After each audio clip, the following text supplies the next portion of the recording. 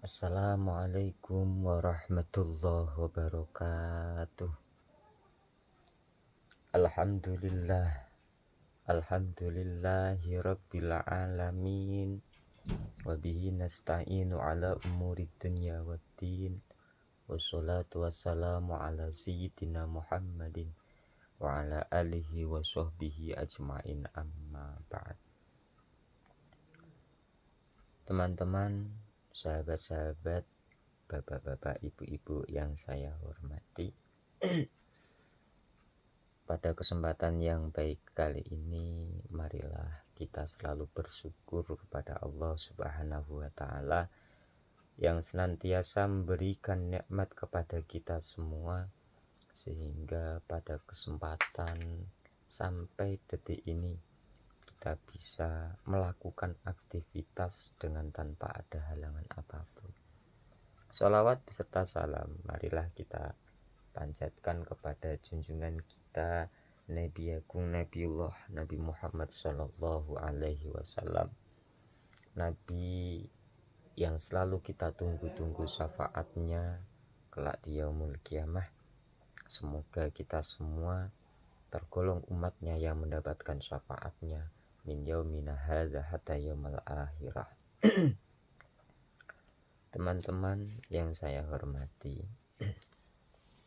di samping kita nunggu Livin yang belum bergerak juga, kita sedikit mengulas materi yang telah diberikan oleh guru-guru kita atau pengajar-pengajar kita yang kaitannya dengan sebuah ilmu hadis. Hadis ini sering kali kita menjumpai, kita mendengarkan hadis, tapi secara matangnya saja. Jadi kita tidak tahu itu hadisnya sahih, itu hadisnya hasan, itu hadisnya dhaif, atau hadis mursal, atau yang lainnya. Karena memang keterbatasan kita dalam memaham hadis. Jadi ketika mendengar hadis atau membaca hadis, kita taunya itu adalah hadis gitu, atau perkataan Rasulullah. Terakhir dalam materi yang dibahas adalah tentang hadis mufrad ya. Ternyata ada hadis mufrad.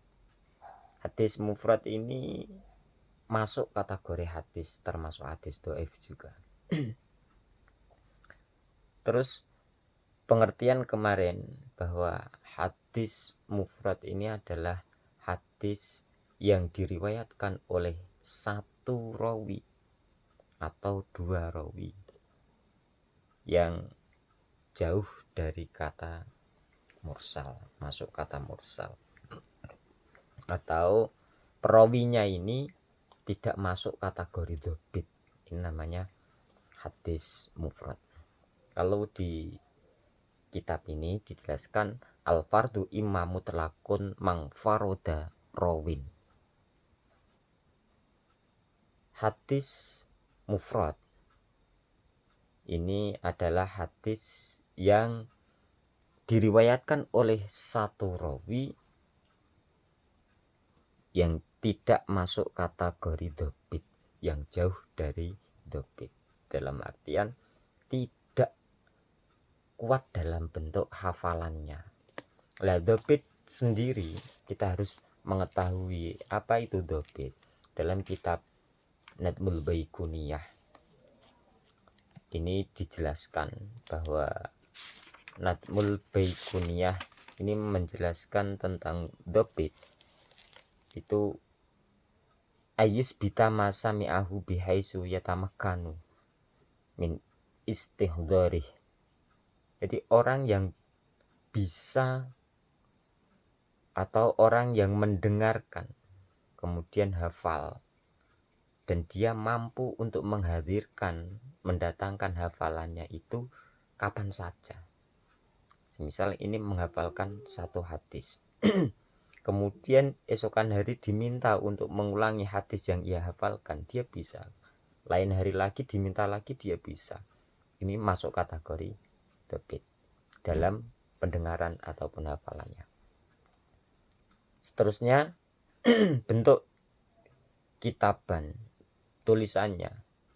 Seorang yang dobit, rawi yang dobit, ini mampu meruntutkan redaksi kalam yang ia dengar, yang ia lihat, dan ditulis ini sama persis dengan apa yang dia dengar dan apa yang ia lihat.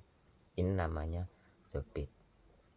Maka tidak heran jika menjadi sebuah syarat seorang perawi ini adalah dobit. Ternyata berat sekali. Makanya ketika ada orang yang hafal, dia memang benar hafal hadis, banyak yang dihafalkan, tapi disuruh mengulang dari hadis-hadis yang ia hafalkan, ini banyak yang berkurang atau tidak komplit bentuk hadisnya, maka dia tidak masuk kategori dobit. Kemudian dia jika meriwayatkan dalam bentuk hadis, kemudian dia hanya satu saja, rawi satu saja, maka namanya hadis ifrad. Atau dua rawi, maka namanya hadis ifrad. Kalau toh ada hadis yang meriwayatkan hanya satu rawi, tapi dia dobit, adil, atau dia itu masuk syarat-syarat rijalul hadis, maka masuknya adalah hadis hasan. Di hadis hasan walaupun yang meriwayatkan satu orang, tapi kriteria sebagai rawi ini kok dobit dan juga adil dan syarat-syarat yang lainnya sebagai perawi ini terpenuhi, maka masuknya adalah hadis hasan. Itu mungkin sedikit yang saya paham ini, semoga saja menambah wawasan kita. Ini hanya sebagai wawasan saja.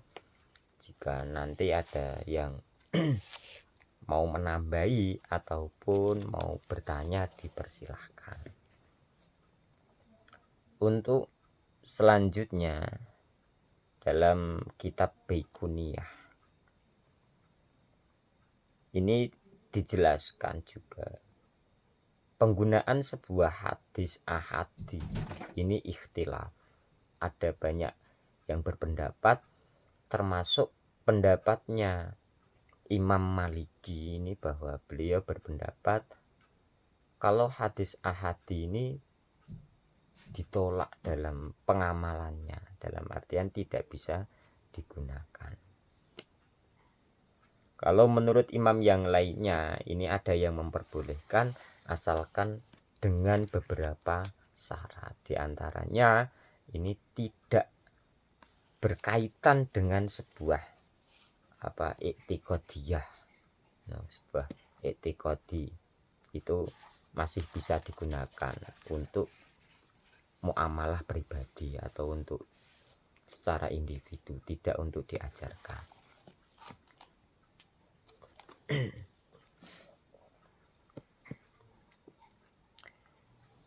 Kemudian jika rawi ini lebih daripada 3, kalau rawi 1 atau 2 ini masuk kategori ifrad atau mufrad, jika rawinya ini 3 masuk kategori aziz, hadis aziz.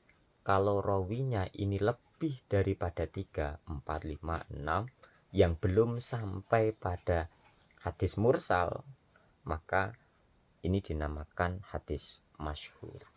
Jadi kadang kita melihat hadis ini, kita lihat rawinya ataupun kita lihat sanadnya, maka kita akan bisa mendeteksi ini hadis golongan apa.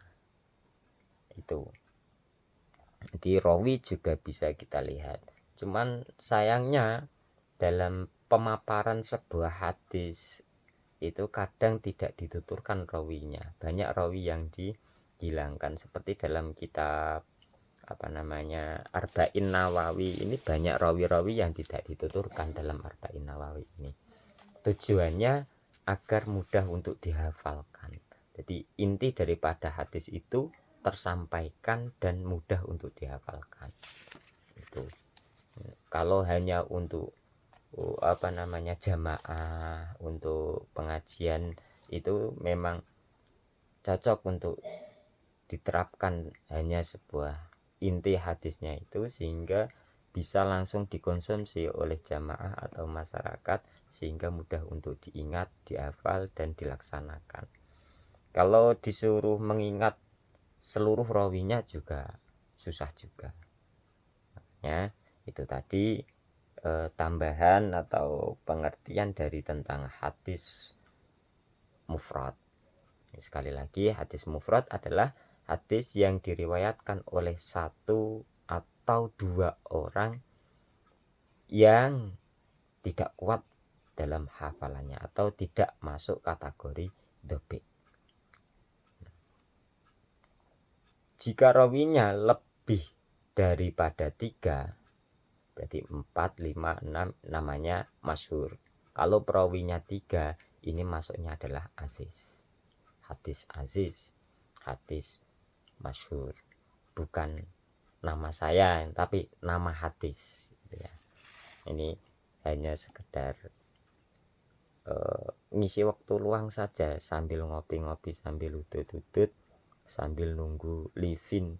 Semoga saja lekas ada kabar baiknya. Terima kasih. Assalamualaikum warahmatullahi wabarakatuh.